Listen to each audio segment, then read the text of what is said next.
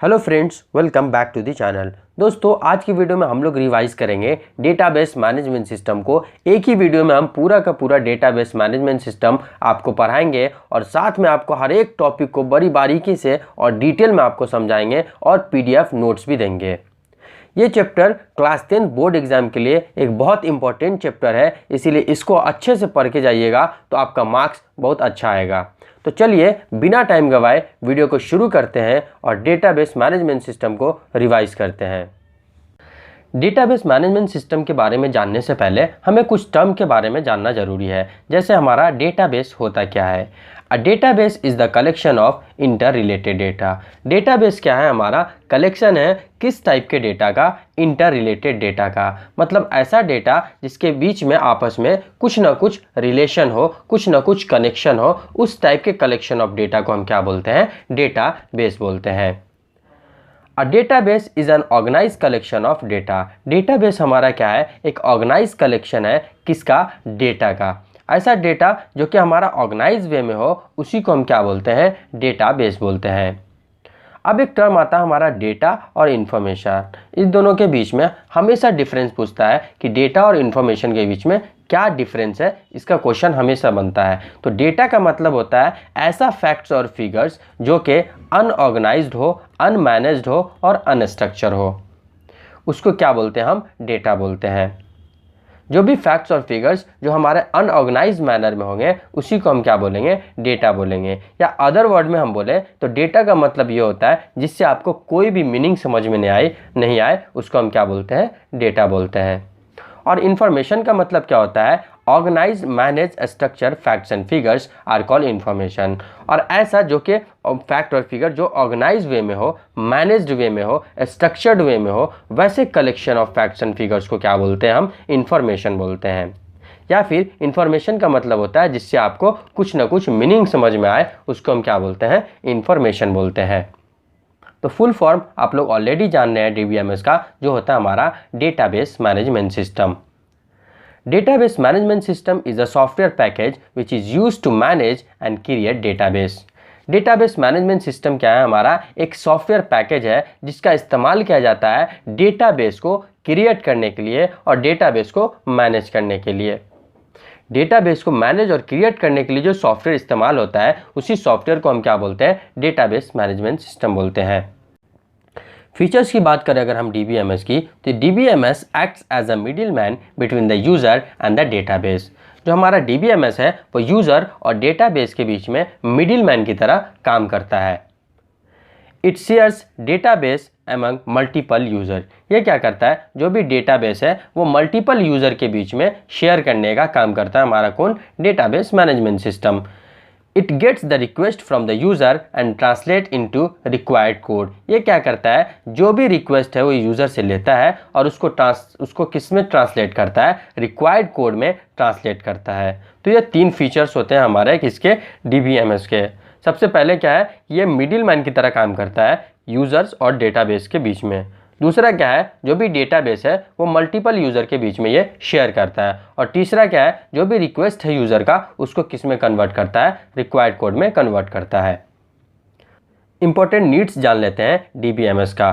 It eliminates data repetition. ये eliminate करता है किसको? डेटा रिपीटेशन को। डेटा को रिपीट होने से ये क्या करता है? बचाता है हमारा database management system. It achieve data integrity. ये क्या करता है? डेटा इंटीग्रिटी को अचीव करता है। मतलब डेटा इंटीग्रिटी का मतलब है डेटा हमारा कंसिस्टेंट है कि नहीं, डेटा का सिक्योरिटी हमारा सही है कि नहीं, ये सारा चीज़ हमारा किस में आता है? डेटा इंटीग्रिटी में आता है। तो इसका भी ख्याल रखता है हमारा कौन? Database management system. It has uniform backup and recovery method. इसके पास एक यूनिफॉर्म बैकअप मेथड है। अगर डेटा कभी लॉस होता है तो क्या कर सकता है? आराम से डेटा को रिकवर कर सकता है। Management of data is very easy. इसके वजह से क्या होता है? जो डेटा का मैनेजमेंट होता है वो बहुत आसान हो जाता है, बहुत ईजी हो जाता है। Efficient memory management. और ये हमेशा जो भी डेटा होता है उसमें मेमोरी मैनेजमेंट का भी ख्याल रखता है हमारा कौन? Database management system. Important characteristics of good database. Good database का इंपॉर्टेंट कैरेक्टरिस्टिक्स कौन कौन सा है वो देखते हैं। सबसे पहला हमारा shared. The data in database should be in such a way that it can be shared among different users. जो भी डेटा स्टोर होगा डेटाबेस में वो इस हिसाब से स्टोर होना चाहिए कि कोई भी इसको क्या कर सके, एक्सेस कर सके और कोई भी एप्लीकेशन इसको आराम से क्या कर सके, यूज कर सके। Correctness, data in database should be correct with respect to the real world entity. जो भी डेटा है हमारा वो क्या होना चाहिए, करेक्ट होना चाहिए, है ना। जो भी डेटा हमारा डेटाबेस में स्टोर है वो सही होना चाहिए और वो रियल जो वर्ल्ड है वो रियल वर्ल्ड एंटिटी से मैच करना चाहिए। Independent, data in database must be independent that it change make one data should not affect other data। मतलब जो भी डेटा हमारा स्टोर है डेटाबेस में वो इस तरह से स्टोर होना चाहिए, अगर हम किसी एक डेटा में चेंज करें तो दूसरे डेटा पे उसका इफेक्ट नहीं पड़ना चाहिए। तो डेटा हमारा क्या होना चाहिए, इंडिपेंडेंट होना चाहिए। उसके बाद हमारा security, data in the database must be protected from unauthorize user. जो भी डेटा हमारा डेटाबेस में स्टोर है वो प्रोटेक्टेड होना चाहिए, किससे, अनऑथराइज यूज़र से, है ना। जिसके पास कोई अथॉरिटी नहीं है वो उस डेटा को एक्सेस ना कर सके। तो सिक्योरिटी का भी ख्याल रखना चाहिए गुड डेटाबेस के अंदर। उसके बाद हमारा non redundant, no two data should represent the same real world entity. इस चीज़ का भी हमें ख्याल रखना है कि सेम जो हमारा डेटा है वो रियल वर्ल्ड एंटिटी को शो नहीं करना चाहिए। एक ही टाइप का डेटा बार बार स्टोर नहीं होना चाहिए, इस चीज़ का भी ख्याल रखना पड़ता है। Persistence, data in database must exist permanently. जो भी डेटा हमारा डेटाबेस में स्टोर है वो परमानेंटली होना चाहिए, वो टेम्पोररी स्टोर नहीं होना चाहिए। इसलिए परमानेंटली होना चाहिए कि कभी अगर हमारा डेटा लॉस होता है तो उसको क्या कर सकें, हम आसानी से रिकवर कर सकें। तो ये इंपॉर्टेंट कैरेक्टरिस्टिक्स है किसका, गुड डेटाबेस का। अब हम जानते हैं कि important components of DBMS database management system के इंपॉर्टेंट कंपोनेंट्स कौन कौन से हैं। सबसे पहला हमारा डेटाबेस इंजन, फिर है हमारा डेटा डिक्शनरी, फिर है हमारा क्वेरी प्रोसेसर, फिर है हमारा रिपोर्ट राइटर, फिर है हमारा फॉर्म्स जनरेटर, उसके बाद है एप्लीकेशन जनरेटर, फिर है communication and integration and security. ये सारे हमारे क्या हैं, कंपोनेंट्स हैं किसके, डेटाबेस मैनेजमेंट सिस्टम के। सबसे पहले पढ़ते हैं डेटाबेस इंजन हमारा क्या होता है। It is the heart of database management system and it affects performance. ये हमारा क्या है, हार्ट है डेटाबेस मैनेजमेंट सिस्टम का, है ना। डेटाबेस मैनेजमेंट सिस्टम का अगर हार्ट क्या है, हमारा डेटाबेस इंजन है। Responsible for storing, retrieving and updating data. इसका काम क्या होता है, डेटा को स्टोर करना, डेटा को रिट्रीव करना और डेटा को अपडेट करना। ये काम होता है हमारा किसका, डेटाबेस इंजन का।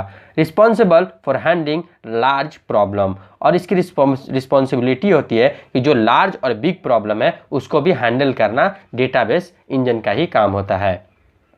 Example, Microsoft Jet engine for MS Access एक ये है हमारा, और database engine for Oracle and SQL server, ये दो हमारे एग्जाम्पल हैं। उसके बाद आता है हमारा डेटा डिक्शनरी क्या होता है। It stores the definition of all data tables और also as a data about data. ये क्या करता है, जितने भी हमारा डेटाबेस है, जो टेबल्स हैं, उन सारे के डेफिनेशन को स्टोर करके रखता है हमारा कौन, डेटा डिक्शनरी, है ना। जो भी हमारे डेटाबेस में टेबल्स इस्तेमाल हुए हैं उसका सारा इंफॉर्मेशन, सारा डेफिनेशन कौन स्टोर करके रखेगा, हमारा डेटा डिक्शनरी स्टोर करके रखेगा। Content of data dictionaries are, what data is available, कौन सा डेटा अवेलेबल है, where is data stored, data हमारा कहाँ स्टोर है, हु ऑन्स द डेटा, कौन डेटा का ऑनर है, how can data access, data को हम कैसे एक्सेस कर सकते हैं, how is the data use, data को कैसे यूज़ किया गया है, इन सारे चीज़ का ख्याल रखता है हमारा कौन, डेटा डिक्शनरी। उसके बाद हमारे पास query processor. It is the fundamental components of DBMS, it is use to process the queries from the users and gives output. ये हमारा क्या है, एक फंडामेंटल कंपोनेंट है डेटाबेस मैनेजमेंट सिस्टम का, जिसका इस्तेमाल होता है क्वेरीज को प्रोसेस करना, यूजर्स के क्वेरी को लेना, उसको प्रोसेस करना और उसके मुताबिक उसको क्या देना, आउटपुट देना। ये काम होता है हमारा क्वेरी प्रोसेसर का। All database operations such as creation, insertion, updating and deletion of data are done by the query language. ये सारा जो हमारा प्रोसेस है, ऑपरेशंस है, जैसे डेटा का क्रिएशन है, डेटा को इंसर्ट करना, अपडेट करना या डिलीट करना, ये सारा किसके द्वारा किया जाता है? क्वेरी लैंग्वेज के थ्रू किया जाता है। उसके बाद आता है हमारा report writer. Report writer is use to create summary of data reports. Report writer का काम क्या होता है? जो भी हमारा डेटा है उसका अगर मुझे समरी बनाना है तो उसके लिए यूज़ किया जाता है रिपोर्ट राइटर का।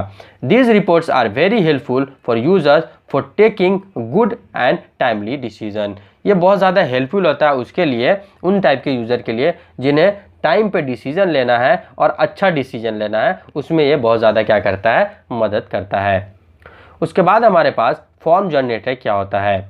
अ form generator helps the developers to create the input form. ये क्या करता है? डेवलपर को हेल्प करता है इनपुट फॉर्म क्रिएट करने में, उनकी मदद करता है। Forms are use to enter data easily. Form use किया जाता है डेटा को आसानी से इंटर करने के लिए, फॉर्म का इस्तेमाल होता है। The forms can have graph and images. Forms के अंदर ग्राफ्स भी हो सकते हैं और इमेजेस भी हो सकते हैं। The users can drag and drop items from the screen to the form. User क्या कर सकता है? आइटम्स को ड्रैग एंड ड्रॉप कर सकता है और ड्रैग एंड ड्रॉप करके क्या कर सकता है? स्क्रीन पे उसका इस्तेमाल कर सकता है। उसके बाद हमारे पास application generator. And application generator is the collection of forms and reports. Application generator क्या है? कलेक्शन है किस चीज़ का? फॉर्म्स और रिपोर्ट का। रिपोर्ट एंड फॉर्म के कलेक्शन को हम क्या बोलते हैं? एप्लीकेशन जनरेटर बोलते हैं। This is design and develop for a particular task. ये डिज़ाइन और डेवलप किया गया था किसी पर्टिकुलर टास्क के लिए। अगर कोई पर्टिकुलर टास्क आपको करना है तो उसके लिए डिज़ाइन किया गया था हमारा क्या? Application generator. उसके बाद हम बात करें application generator consist of tools. Developers use this tools to create application. इसमें क्या होता है? अलग अलग तरह का टूल्स होता है जिसका डेवलपर यूज़ करके क्या करते हैं? एप्लीकेशन को डिज़ाइन करते हैं। उसके बाद हमारा security. The basic aim of database is to share data with multiple user, so the security becomes very important. जो बेसिक एम है हमारा क्या है डेटाबेस का? जो डेटा है उसको डिफरेंट यूज़र को, मल्टीपल यूज़र को शेयर करना है। अगर मल्टीपल यूज़र के पास डेटा शेयर हो रहा है तो सिक्योरिटी का यहाँ इशू हो सकता है। तो इसको मैनेज करने के लिए, इसका ख्याल रखने के लिए सिक्योरिटी का भी होना बहुत ज़रूरी है। तो यह भी एक बहुत इंपॉर्टेंट कंपोनेंट्स है हमारा किसका? डेटाबेस मैनेजमेंट सिस्टम का। अब हम जान लेते हैं कि डेटा मॉडल्स हमारा क्या होता है। The structure of database is called data model. जो हमारा डेटाबेस का स्ट्रक्चर होता है उसी को हम क्या बोलते हैं? डेटा मॉडल बोलते हैं। Data model is use to describe the data and their relationship among them.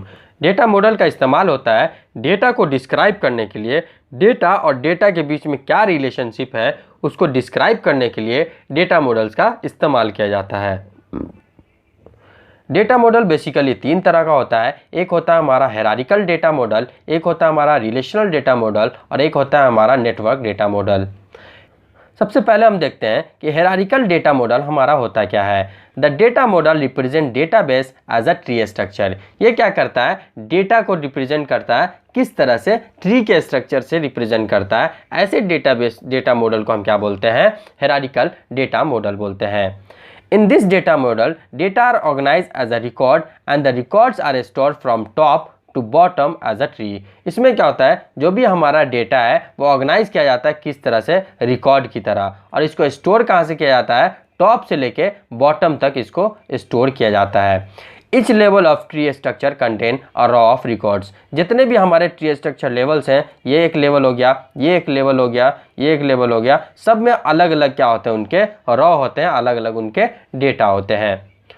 There is a parent child relationship among the various level. इसमें क्या होता है? पेरेंट और चाइल्ड का रिलेशनशिप होता है। सपोज यहाँ पे एक ये पेरेंट्स हैं तो इसके ये दोनों क्या हो गए? चाइल्ड्स हो गए। फिश और मेमल्स इसके चाइल्ड्स हो गए। और मेमल्स के दो चाइल्ड्स हो गए कौन? एक कैट हो गए, एक डॉग हो गए। तो किस टाइप का रिलेशनशिप है? पेरेंट्स और चाइल्ड का रिलेशनशिप है। The highest record is name as root. जो सबसे टॉप रिकॉर्ड होगा, जहाँ से आपका शुरू होगा, उसको हम क्या बोलेंगे? रूट बोलेंगे। ठीक है।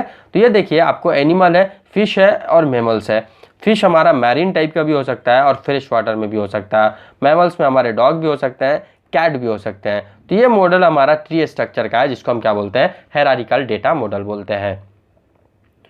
एडवांटेजेस की बात करें अगर हम, तो सबसे पहला होता है हमारा सिंप्लिसिटी। इसका जो डिज़ाइन होता है वो बहुत सिंपल होता है और बहुत आसान होता है हमारा किसका, हायरार्किकल डेटा मॉडल का। डेटा इंटीग्रिटी की बात करें तो इसका जो डेटा होता है वो हमारा, इंटीग्रिटी का मतलब होता है कि जो भी हमारे पेरेंट्स हैं वो मॉडल में प्रोवाइड करेंगे, जो भी चाइल्ड्स हैं वो किसके थ्रू जाने जाएंगे, पेरेंट्स के रेफरेंस के थ्रू जाना जाएंगे, है ना। तो ये हमारा एक दूसरा एडवांटेज है। Efficiency, this model is more efficient when database contain large number of one to many relationship. ये बहुत ज़्यादा इफिशिएंट होता है जब डेटाबेस के पास एक से ज़्यादा रिलेशनशिप वाला डेटा आता है, तो उस केस में ये बहुत ज़्यादा इफिशिएंट होता है और बहुत अच्छे से काम करता है। तो ये भी हमारा एक एडवांटेज है किसका, हायरार्किकल डेटा मॉडल का।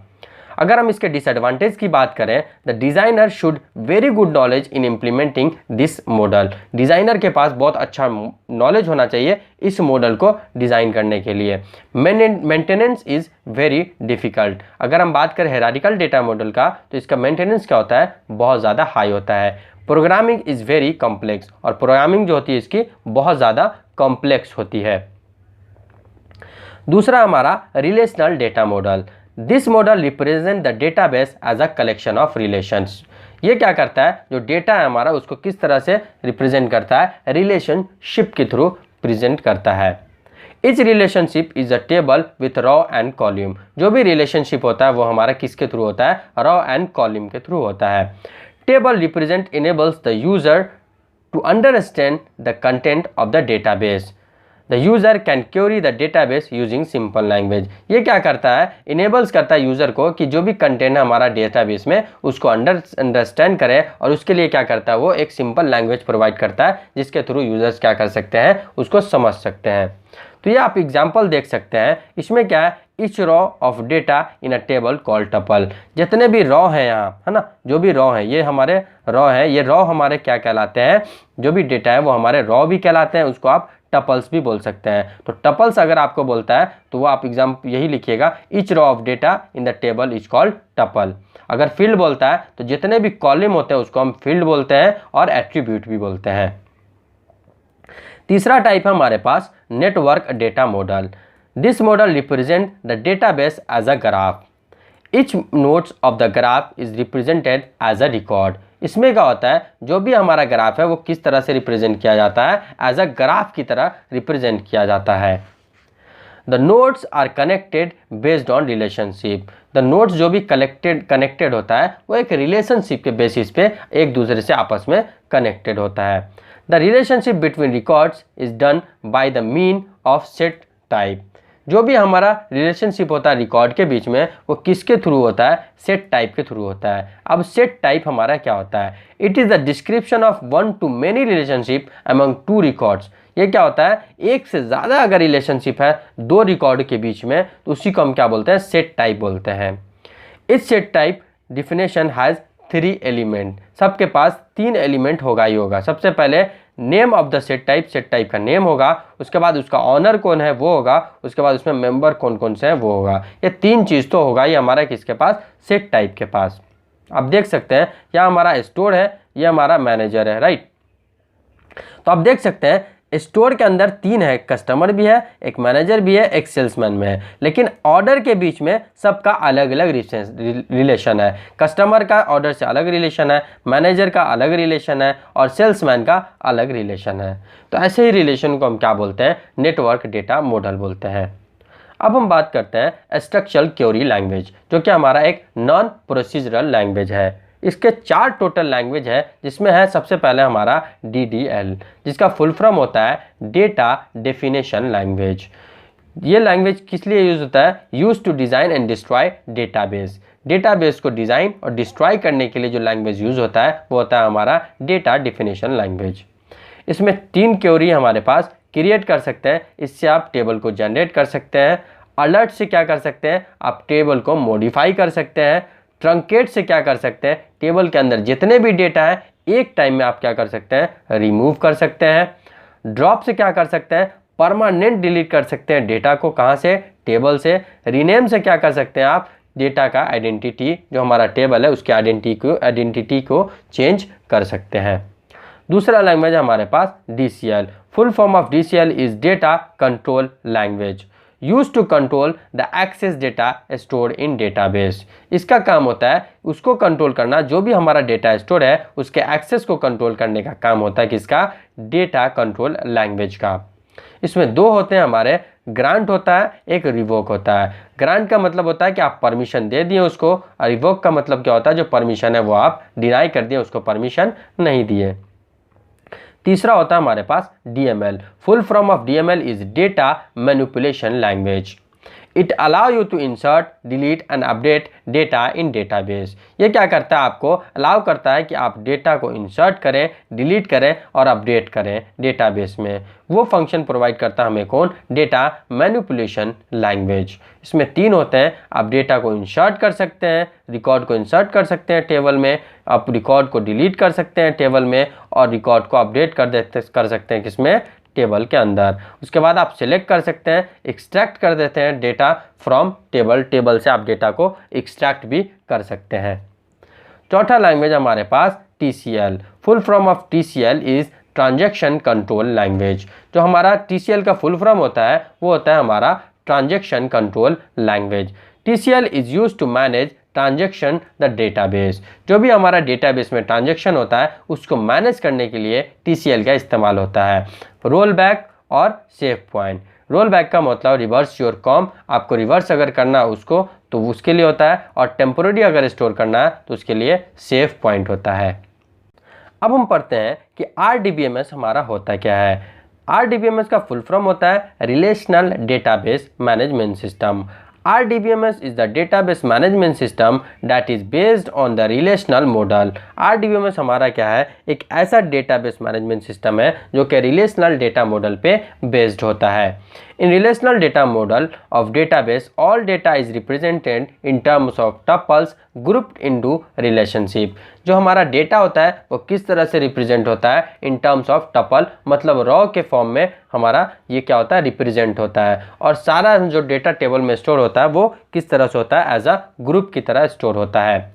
A database organized in term of relationship model is a relational database। अगर डेटाबेस एक रिलेशनल मॉडल की तरह स्टोर हुआ है तो वैसे डेटाबेस को हम क्या बोलते हैं, रिलेशनल डेटाबेस बोलते हैं। डेटाबेस कॉन्सेप्ट ऑलरेडी आपके ऊपर हम दे चुके हैं। आगे बढ़ते हैं हम लोग, अब बात करते हैं कि आइटम हमारा होता क्या है। Item is about which information is store in database. Item का मतलब होता है कौन सा इंफॉर्मेशन हमारा डेटाबेस में स्टोर है, उसी को हम क्या बोलते हैं, आइटम बोलते हैं।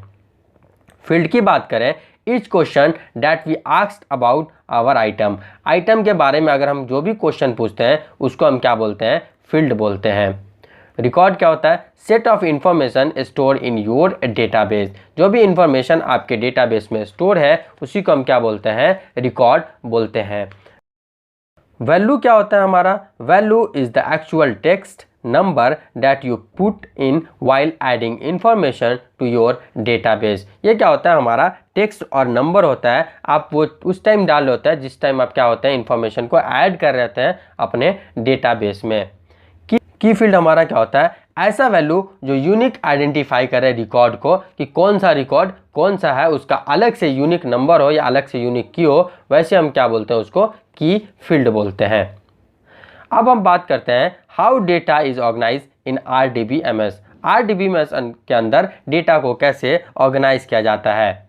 RDBMS store data in a table. RDBMS हमारा डेटा को टेबल की फॉर्म में ही स्टोर करता है। एक्सप्लेनेशन देखते हैं, a relational database is one store data in a structure format that uses row and columns. ये क्या करता है, डेटा को एक स्ट्रक्चर फॉर्मेट में स्टोर करता है, किसका इस्तेमाल करके, रॉ एंड कॉलम का इस्तेमाल करके। The data is often stored in many tables called relation. These tables are divided into rows are called tuples, records and columns। इसमें क्या होता है, जो भी डेटा है हमारा वो डिफरेंट टेबल्स में स्टोर किया जाता है, और टेबल को दो पार्ट में डिवाइड किया जाता है, जिस एक पार्ट को हम बोलते हैं टपल्स जो कि हमारा रॉ होता है, और दूसरे पार्ट को बोलते हैं हम लोग फील्ड जिसका नाम क्या होता है, हमारा कॉलम होता है। Table is a set of data elements that is organized using vertical column and horizontal row। ये हमारा क्या होता है, सेट ऑफ डेटा एलिमेंट्स होता है जिसको दो तरह से ऑर्गेनाइज किया जाता है, वर्टिकल कॉलम और हॉरिजॉन्टल रॉ के थ्रू रिप्रेजेंट किया जाता है। कॉलम्स की बात करें हम तो ऑलरेडी जान रहे हैं आप, it is the set of data value of a particular type, one value for each raw of the database. ये देखिए, ये हमारा रॉ होता है, ठीक है, और ये हमारा कॉलम होता है ना। एक रॉ के लिए एक पर्टिकुलर डेटा हमारा एम्प्लॉय आईडी के लिए कौन है, 1 है, तो ये हमारा क्या कहलाएगा, कॉलम कहलाएगा, और ये हमारा क्या कहलाएगा, रॉ कहलाएगा। क्लियर है। आगे चलते हैं हम लोग और जानते हैं कि डेटा टाइप हमारा होता क्या है। Data type defines the types of data we are going to store in database. हम किस टाइप का डेटा डेटाबेस में स्टोर करने के लिए जा रहे हैं, उसी को हम क्या बोलते हैं, डेटा टाइप बोलते हैं। सबसे पहला हमारा numeric data type. Numeric data type are use to describe the numeric values. Numeric data type का इस्तेमाल होता है अगर मुझे न्यूमेरिक टाइप का, नंबर टाइप का डेटा इस समय यूज़ करना है, स्टोर करना है, तो उसके लिए हम क्या करेंगे, न्यूमेरिक डेटा टाइप का इस्तेमाल करेंगे। जैसे एज हो गया, मोबाइल नंबर हो गया, इन सब में क्या करते हैं, आप सिर्फ नंबर डालते हैं, तो वहाँ पे कौन सा डेटा टाइप इस्तेमाल होता है, हमारा न्यूमेरिक डेटा टाइप इस्तेमाल होता है। There are different types of numeric data type are available। अलग अलग तरह का हमारा न्यूमेरिक डेटा टाइप है, जैसे बुलियन है, हमारा इंटीजर है, नंबर है, डिसिमल है, रियल है, फ्लॉट है और डबल है। ये सारे हमारे किसके टाइप हैं, न्यूमेरिक डेटा टाइप के टाइप हैं। और भी हमारे जैसे बिग इंटीजर है, स्मॉल इंटीजर है, टीनी इंटीजर है, ये सारे किसके टाइप्स हैं, इंटीजर के टाइप्स हैं। ज़्यादा डिटेल इसका आपको पढ़ना नहीं है, इतना याद रखिए आप कि न्यूमेरिक डेटा टाइप में कौन कौन से डेटा टाइप आते हैं, ये सारे डेटा टाइप आते हैं। अब आता है alpha numeric data type. Alpha numeric data types are use to describe the letters and numbers both. ऐसा डेटा जिसमें नंबर्स भी हो और साथ में उसमें लेटर्स भी हो, वैसे डेटा को हम क्या बोलते हैं, अल्फा न्यूमेरिक डेटा टाइप्स बोलते हैं। जैसे आपका एड्रेस हो सकता है ना, आपका एड्रेस मान लीजिए C181 है ना, इस टाइप से आपका एड्रेस है C181/C, और हमारा मान लीजिए न्यू दिल्ली आप लिखे हुए हैं, तो इसमें क्या हो रहा है, आपका लेटर भी आ रहा है और साथ में नंबर भी आ रहा है ना। तो ऐसे डेटा को हम क्या बोलते हैं, अल्फा न्यूमेरिक डेटा बोलते हैं। Different types of data types are available. अलग अलग टाइप के हमारे अल्फा न्यूमेरिक डेटा टाइप हैं, जैसे लॉन्ग वेयर केयर है, कैरेक्टर है, वेयर केयर है, वेयर केयर इग्नोर केस है। ये चारों को आप याद रखिएगा, एग्जाम में पूछेगा तो आप लिखिएगा। तीसरा टाइप है हमारे पास binary data type. It is used for storing in binary format. अगर मुझे डेटा बाइनरी फॉर्मेट में स्टोर करना है, 0-1 के फॉर्म में स्टोर करना है, तो उसके लिए हम बाइनरी डेटा टाइप का इस्तेमाल करेंगे। Binary data type is used for storing music, photo etc। Binary data type का इस्तेमाल किया जाता है अगर मुझे फोटो या वीडियो या ऑडियो रिकॉर्ड करना है, तो हमें क्या इस्तेमाल करना होगा, बाइनरी डेटा टाइप इस्तेमाल करना होगा। Binary data type are long var care binary, binary and var binary. ये 3 टाइप का होता है हमारा बाइनरी डेटा टाइप। अगला डेटा टाइप हमारे पास date and time data type. It is use to describe date and time. अगर मुझे डेट एंड टाइम को डिस्क्राइब करना है, तो उसके लिए हम डेट एंड टाइम डेटाबेस का इस्तेमाल करेंगे। It is use for storing information such as date of birth, exam date etc। इसका यूज़ होता है अगर आपको डेट ऑफ बर्थ का स्टोर करना है या फिर आपको एग्जाम का डेट स्टोर करना है, तो आप डेट एंड टाइम डेटाबेस का इस्तेमाल कर सकते हैं। डेट टाइम डेटाबेस का टाइप भी अलग अलग तरह का होता है। एक होता है हमारा डेट, एक होता है हमारा टाइम, एक होता है हमारा टाइम स्टैम्प। डेट क्या होता है, जो हमारा स्टोर करता है मंथ को, ईयर को और दिन को। और टाइम क्या होता है हमारा, जो कि हमारे मिनट, सेकेंड्स और आवर्स को स्टोर करता है। टाइम लैप्स क्या होता है, डेट एंड टाइम इन्फॉर्मेशन को हमारा स्टोर करता है। तो ये 3 तरह का होता है हमारा date and time data type. तो ये सारा टॉपिक मैंने आपको कवर अप करा दिया, जिसमें मैंने आपको डेटाबेस मैनेजमेंट सिस्टम के बारे में बता दिया, RDBMS के बारे में बता दिया, SQL बता दिया, डेटा मॉडल्स बता दिया। अगर आप इतना कर लेते हैं तो DBMS का आपका कोई भी क्वेश्चन नहीं छूटेगा। ये PDF नोट्स मैं वीडियो के डिस्क्रिप्शन में दे दूंगा, आप वहाँ से इसे डाउनलोड कर सकते हैं। मिलते हैं आपसे कल अगले वीडियो में एक नए टॉपिक के साथ। तब तक के लिए बाय, जय हिंद।